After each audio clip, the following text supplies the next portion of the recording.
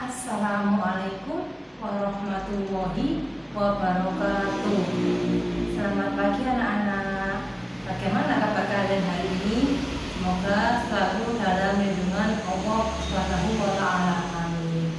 Baiklah, sebelum kita mulai pelajaran hari ini, marilah kita berdoa terlebih dahulu. Raditu billahi robba wa bil islami dina wa bi Muhammadin nabiyyan wa rasula. Rabbi zidni ilma warzuqni fahma wa tawaffani minas sholihin. Amin. Berjumpa lagi dengan saya Zuhra Nurjana dalam pelajaran sejarah kebudayaan Islam. Baiklah, pada pertemuan kali ini kita akan belajar tentang Nabi Muhammad sebagai rahmatan lil alamin. Mengulas sedikit tentang sejarah Nabi Muhammad. Lahir pada tanggal 12 Rabiul Awal tahun Gajah, yang mana ayahnya bernama Abdullah dan ibunya bernama Siti Aminah. Sebelum diutus menjadi Rasul, Nabi Muhammad SAW sudah mendapat gelar Al-Amin, yang mana artinya orang yang terpercaya. Di sini kita akan membahas diutusnya Nabi Muhammad SAW berdakwah di kota Mekah. Kita belajar tentang kepercayaan masyarakat Arab pra-Islam. Sebelum masyarakat Arab, masyarakat Mekah, sebelumnya mereka sudah mengenal ajaran tauhid yang dibawa oleh Nabi Ibrahim dan dilanjutkan oleh putranya Nabi Ismail. Jadi sebelum masyarakat Arab ini menyembah berhala atau menyembah bebatuan, mereka sudah mengenal ajaran tauhid. Ajaran tauhid yaitu ajaran menyembah dan percaya kepada Tuhan yang Maha Esa. Baiklah, mari kita simak bersama. Assalamualaikum warahmatullahi wabarakatuh. Pada pertemuan kali ini kita akan belajar tentang sejarah kebudayaan Islam. Kompetensi dasar menganalisis misi Nabi Muhammad SAW sebagai rahmat bagi seluruh alam. Menyimpulkan misi Nabi Muhammad SAW sebagai rahmat bagi seluruh alam. Pertama, kita akan membahas dakwah Nabi Muhammad SAW periode Mekah. Secara garis besar, dakwah Nabi Muhammad SAW meliputi pola dakwah Nabi Muhammad SAW periode Mekah. Selanjutnya, penindasan orang-orang Quraisy Mekah terhadap Nabi Muhammad SAW dan para sahabat. Meneladani perjuangan Nabi Muhammad SAW dan para sahabat dalam menghadapi masyarakat Mekah.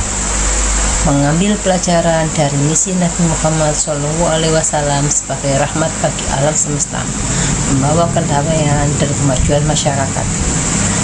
Yang terakhir, hakikat misi dakwah Nabi Muhammad. Sejarah singkat Nabi Muhammad SAW sebelum menjadi Rasul.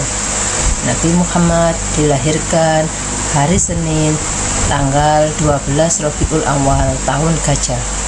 Bapaknya bernama Abdullah bin Abdul Muthalib bin Kilab bin Murrah. Ibunya bernama Aminah binti Wahab binti Abdul Manaf bin Zuhra bin Kilab bin Murrah. Ayahnya Nabi Muhammad, Abdullah, meninggal di Yastrib saat Nabi Muhammad SAW masih dalam kandungan. Siti Syifa ibu Abdurrahman bin Auf yang membantu proses lahirnya Nabi Muhammad. Abdul Muthalib kakek Nabi yang memberi nama Muhammad dan menghitannya. Siti Halimah mengasuh Nabi Muhammad bertujuan agar bertumbuh kembang sehat dengan baik. Kehidupan Siti Halimah membaik sejak mengasuh Nabi Muhammad. Siti Halimah pernah mengembalikan asuhan Nabi kepada ibunya karena kondisi Mekah tandus dan kering. Akhirnya Nabi kembali diasuh oleh Siti Halimah di dusun Bani Sa'ad.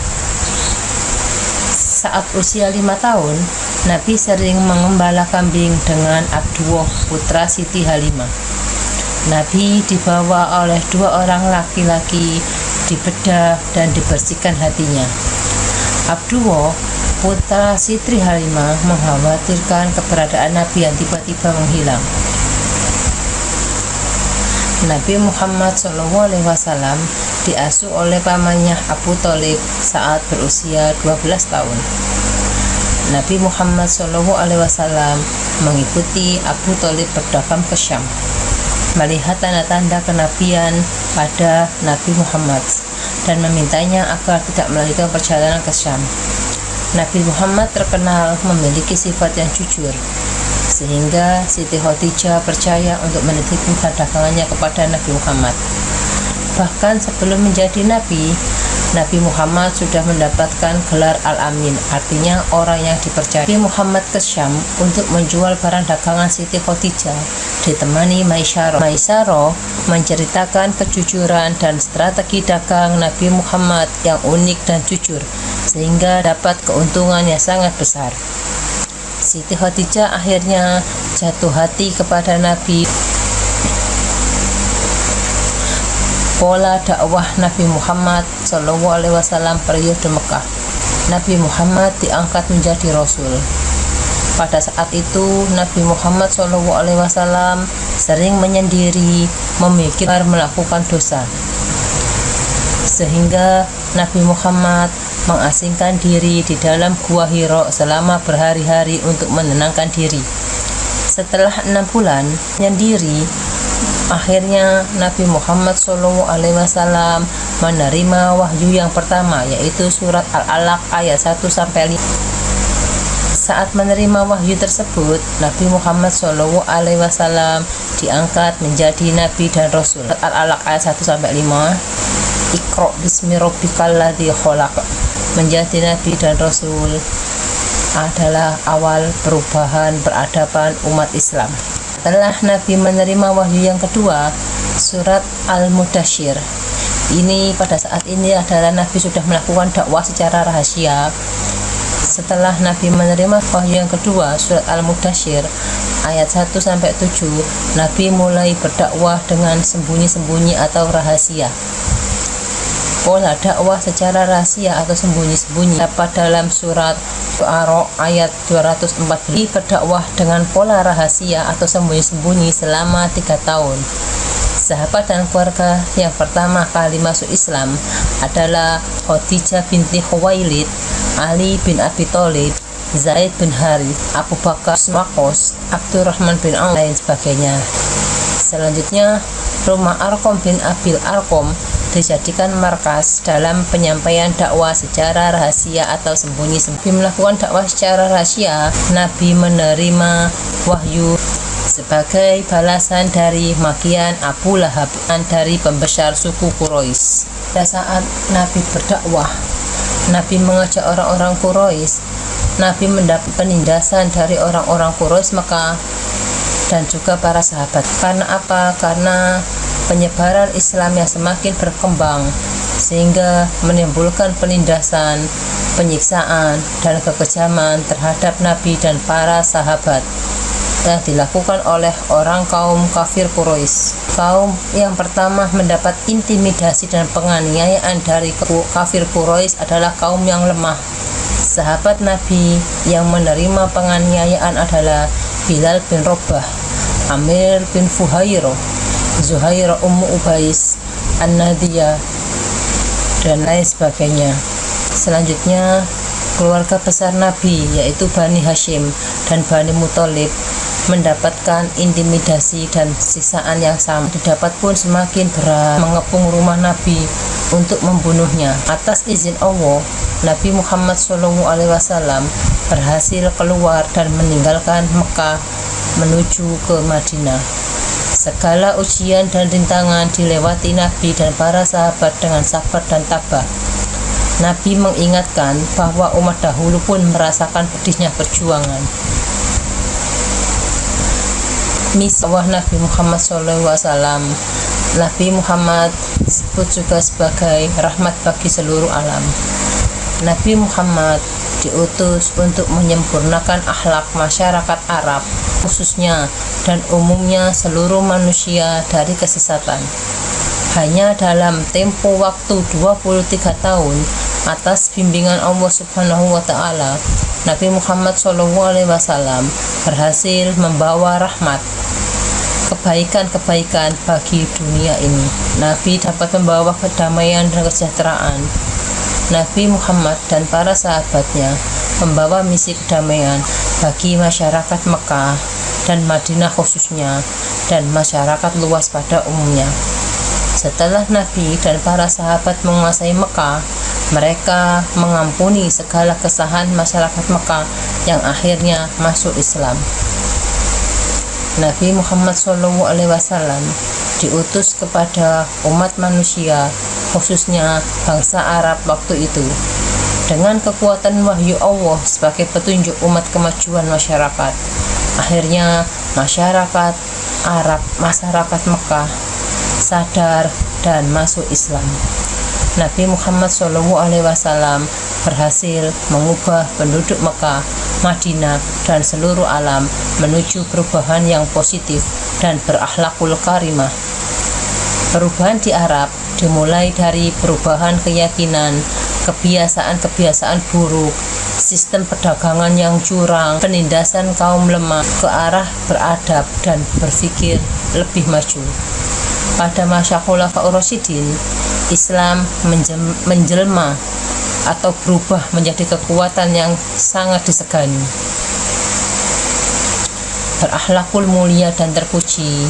Dari pelajaran ini dapat diambil dari tindakan dan kemajuan, dapat kita ambil pelajaran tentang akhlak mulia dan terpuji, bersikap sabar dan tegas, menolak kekufuran, kemusyrikan, dan segala bentuk kemaksiatan, gemar melakukan perbuatan yang bermanfaat, mencintai persaudaraan dan menghindari permusuhan, mencintai ilmu pengetahuan. Dari penjelasan ini ada yang belum dipahami anak-anak, bisa ditanyakan. Ada beberapa soal yang harus dikerjakan dan dikumpulkan. Ada 5 soal. Yang pertama yaitu jelaskan kepercayaan bangsa Arab sebelum masuknya ajaran Islam. Yang kedua, bagaimana keadaan sosial masyarakat Arab pra-Islam. Silakan dicatat ya. Kita akan meneladani perjuangan Nabi Muhammad SAW dan para sahabat Nabi dalam menghadapi masyarakat Mekah, melakukan misi dakwah pada 2 periode. Periode Mekah atau periode yang pertama dilakukan selama 13 tahun dan periode yang kedua yaitu periode Madinah selama 10 tahun. Isi pokok dakwah periode Mekah adalah menyeru, mengajak manusia untuk menyembah Allah Subhanahu wa Ta'ala, selalu meminta pertolongan hanya kepada Allah Subhanahu wa Ta'ala semata, percaya kepada seruan Nabi dan Rasul Allah, mengikutinya karena perkataan dan tindakan adalah wahyu dari Allah. Karena pada saat itu masyarakat Mekah menyimpang dari ajaran tauhid, yakni menyembah berhala.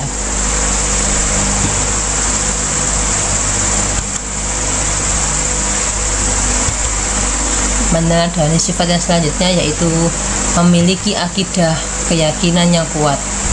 bersikap tegas menolak kekufuran, kemusyrikan, dan kemaksiatan, sabar dalam menghadapi ujian dan cobaan, memiliki rasa tanggung jawab terhadap tugas dan amanah.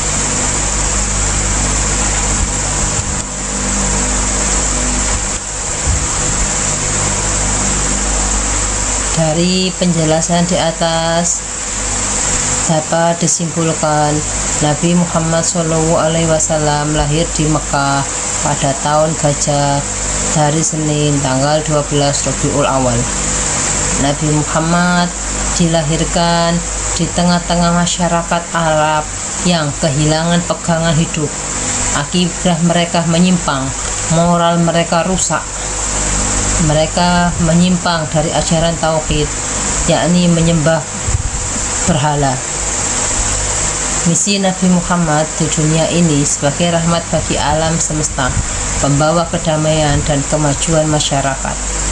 Awalnya, Nabi melakukan dakwah dengan cara sembunyi-sembunyi selama 3 tahun. Setelah turun surat Al-Hijr ayat 94, Nabi Muhammad SAW melakukan dakwah secara terang-terangan. Misi Nabi Muhammad di Mekah adalah meluruskan akidah, percaya dan menyembah kepada Allah Subhanahu wa Ta'ala, meminta pertolongan hanya kepada Allah, dan meyakinkan bahwa dirinya benar-benar Nabi dan Rasul Allah. Selama 23 tahun, Nabi Muhammad berhasil membawa kemajuan dalam berbagai sektor kehidupan di Arab dan seluruh dunia. Dari penjelasan tentang dakwah Nabi, kondisi kepercayaan masyarakat Arab, ada pertanyaan selanjutnya. Kita berlanjut ke pertanyaan ketiga. Jawablah pertanyaan berikut dengan benar ya. Yang 1, 2 ada di tengah-tengah penjelasan ibu tadi. Sekarang yang nomor 3, sebutkan mata pencaharian bangsa Arab pra-Islam. Yang keempat, sebutkan 3 kekuatan politik yang menguasai bangsa Arab pra-Islam. Yang kelima, apa pengaruh suku Quraisy di kota Mekah? Sekian dari penjelasan yang ibu sampaikan. Silakan dijawab pertanyaannya di buku tulis. Bagaimana anak-anak? Sudah paham dengan penjelasan ibu kali ini? Jika ada yang belum paham, silakan ditanyakan.